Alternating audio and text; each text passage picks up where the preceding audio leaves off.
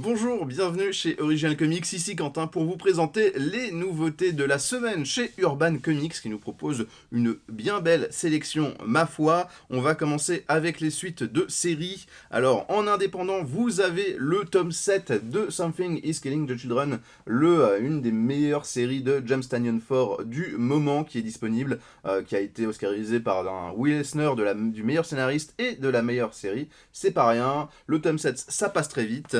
À côté, vous avez aussi une suite de Chronicles avec l'arrivée de Flash Chronicles qui va se concentrer sur l'année 1993 qui poursuit du coup le travail de Mark Waid sur Flash et surtout sur le Flash de Wally West.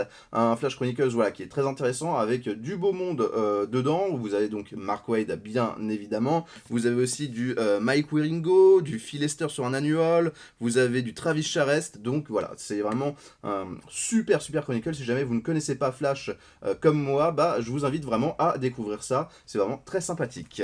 Et pour ce qui est des nouvelles séries, les choses plus attendues, tout aussi attendues, mais dans un registre différent, on a l'arrivée d'un nouveau comics Batman. Alors oui, Batman, il y en a beaucoup, mais là c'est un Batman assez sympathique parce que c'est notamment un Batman et Robin dynamique duo, tome 1, premier tome de la série, un deuxième tome qui devrait paraître du coup plus vers l'automne, ou plus automne-hiver de cette année. Batman et Robin Dynamic Duo, voilà, c'est l'occasion de refaire des comics avec d'un côté Bruce Wayne et d'un côté Damian Wayne, le dernier Robin en date depuis maintenant pas mal de temps, puisqu'il avait été intronisé par Grant Morrison. Donc là, ça va être une histoire assez sympathique, assez classique sur Batman et Robin qui luttent contre le crime dans Gotham et qui vont parcourir des enquêtes. Il y a une petite particularité, c'est que notamment, depuis quelques temps maintenant, depuis 1 ou 2 ans, Batman a perdu la grande partie de sa fortune, ne possède plus Wayne Enterprise, et du coup a dû partir du manoir des Wayne pour habiter dans une banlieue chic de Gotham, donc ça, il n'est pas à plaindre. Et là-dedans, on va notamment avoir le Robin qui va venir habiter avec lui. Alors quelque chose qui est assez nouveau du coup pour ce personnage de Damien qui a passé peu de temps avec son père.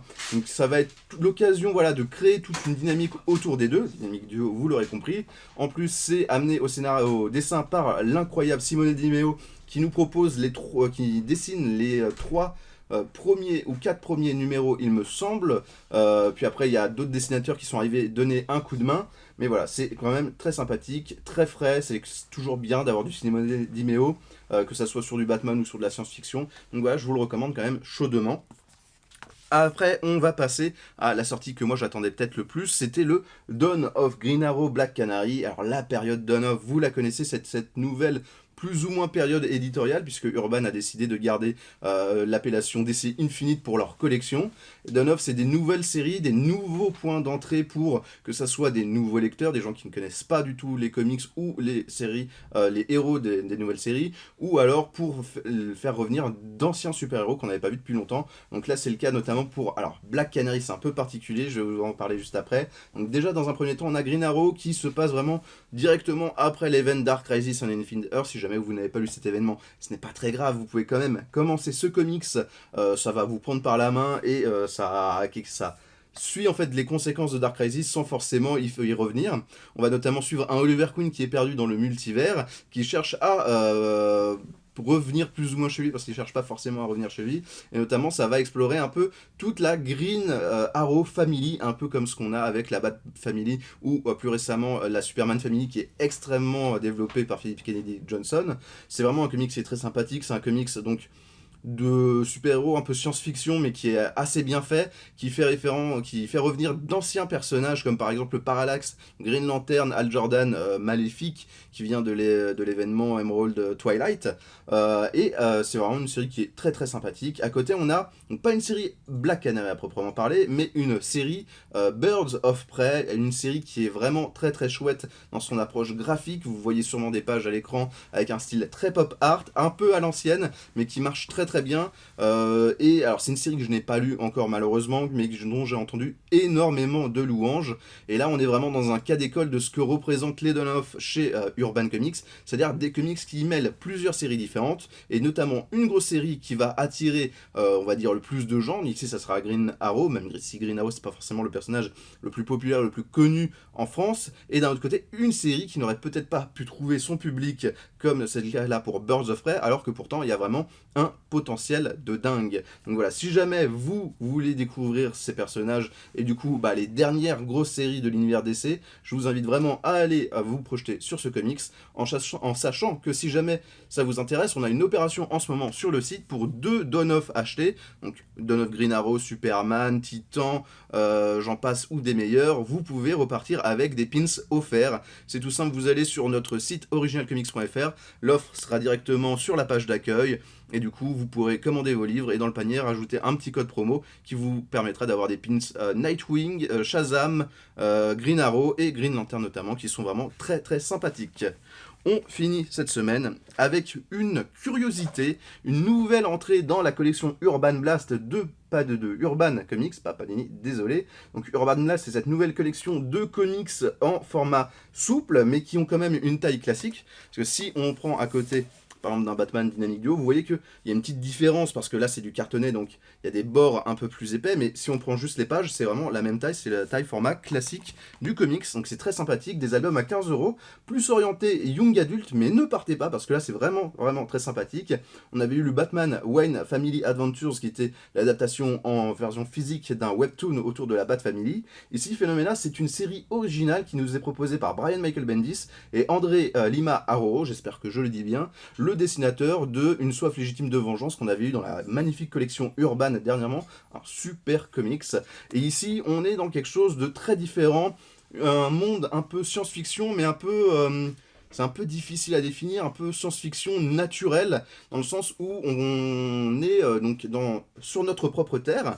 Ça, on peut le savoir déjà par des informations qui nous sont données à l'intérieur du récit, ou même via cette carte de notre monde qui est derrière le premier rabat.